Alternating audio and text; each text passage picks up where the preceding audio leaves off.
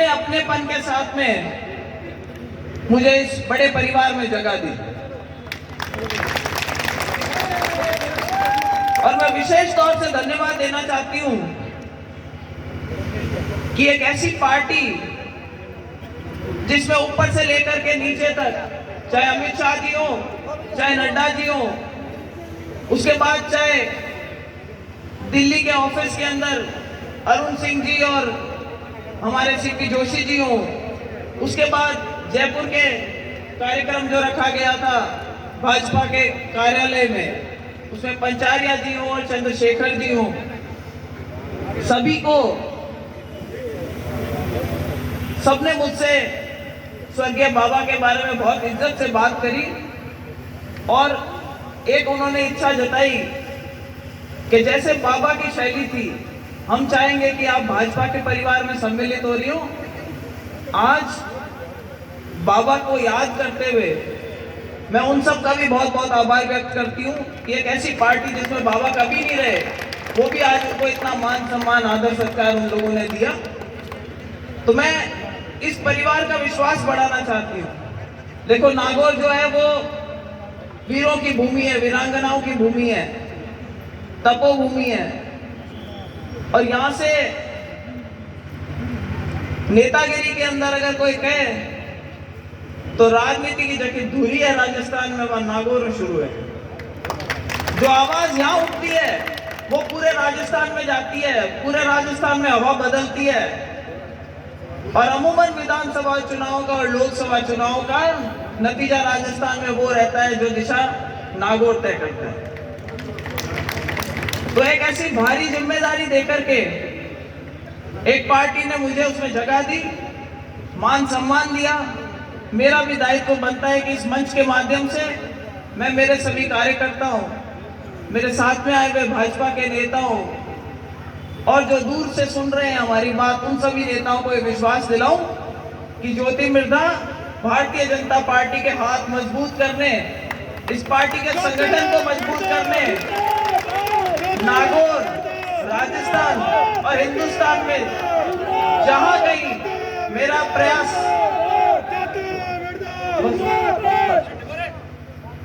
जहां कहीं भी मेरा प्रयास मैं कर सकूंगी, जरूर करूंगी। और मुझे गर्व है आज इस पार्टी का हिस्सा बनने में।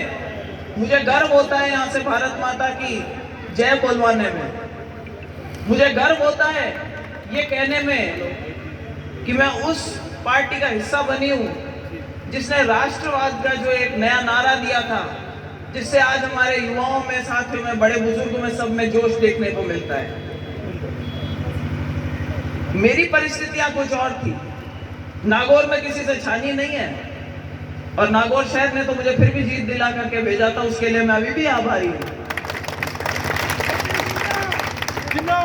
अब सब ज्यादा खुश होते हैं कि भाई पार्टी में सही में आ गए, अब की बार जोरदार बचेट ठोकेंगे। लेकिन मैं ये कहना चाहती हूँ, भारतीय जनता पार्टी जिंदाबाद। वो चुनावों का नारा है, वो अपन बाद में देंगे। भारतीय जनता पार्टी जिंदाबाद, जिंदाबाद।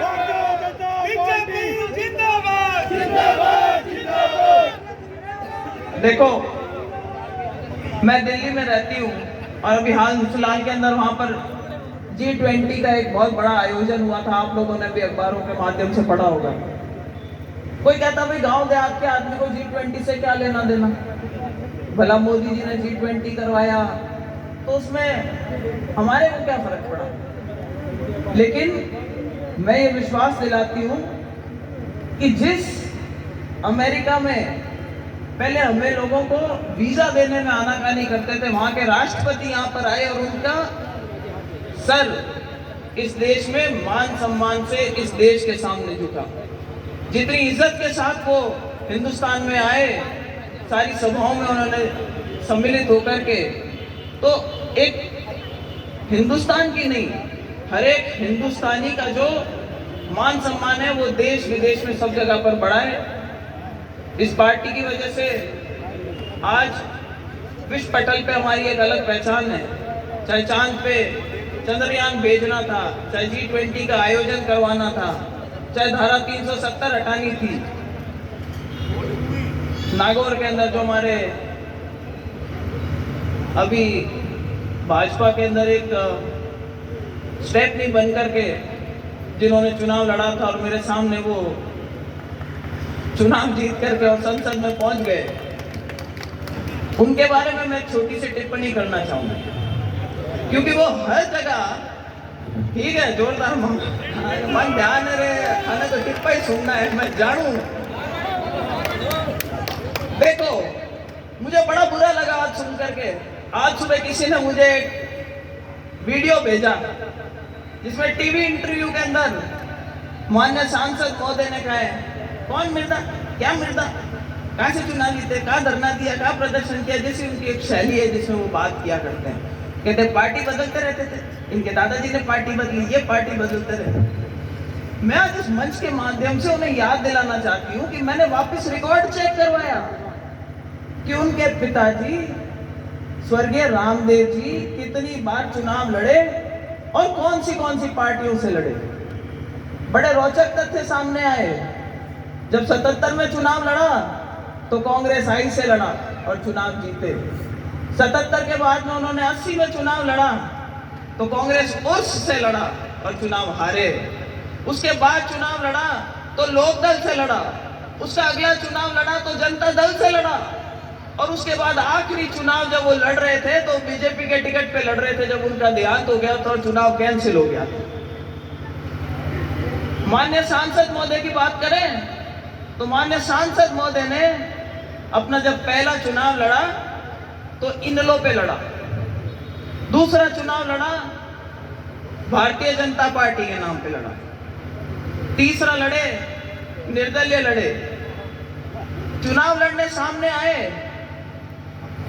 एमपी वाले चुनाव में पहला चुनाव लड़ा 2014 का, जिसमें वो कहते हैं मैंने 2 चुनाव हरा दिए। अरे भाई 2014 के चुनाव में तो आप निर्दलीय खड़े हुए थे और जमानत जब्त हुई थी, आपने कहा मुझे तो बीजेपी ने हराया था। और फिर बोले दूसरा चुनाव एक और हराया।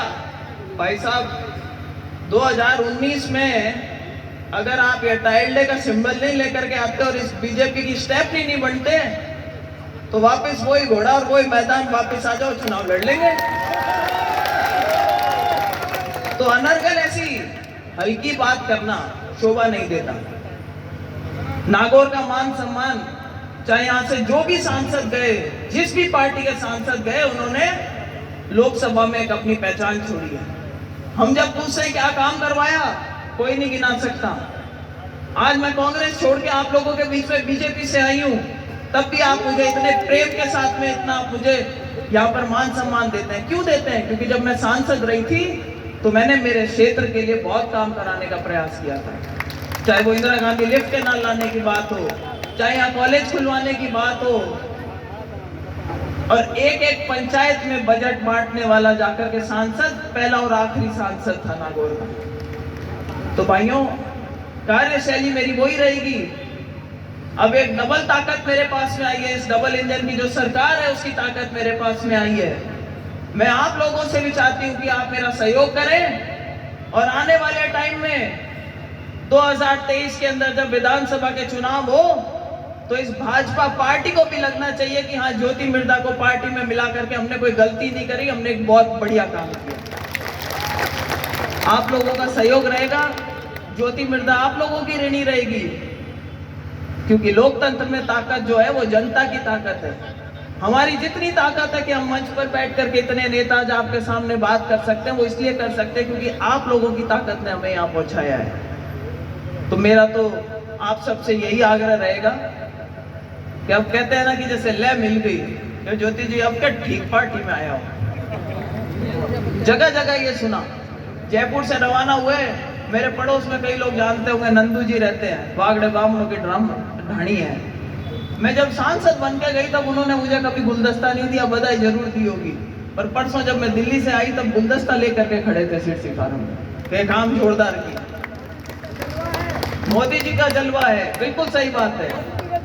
आज उनका जन्मदिन भी है। मेरी ओर से और आप सबकी ओर से मैं उनकी दीर्घायु की कामना करती हूँ। आज रामशाह पीर की भी जयंती है, आज विश्वकर्मा जी की भी जयंती है। उन सबको भी मैं इस मंच के माध्यम से याद करती हूँ। और मैं एक बार पुनः आप लोगों को ये विश्वास दिलाती हूँ कि ज्योति मिर्धा उसी कार्यशैली के साथ में आप लोगों के बीच में आती रहेगी, काम करवाती रहेगी, जैसा कि जब आपने उसको सांसद बनने का मौका दिया था उस समय आई थी। और अब के एक जोरदार जयकारो लगावा, वंदे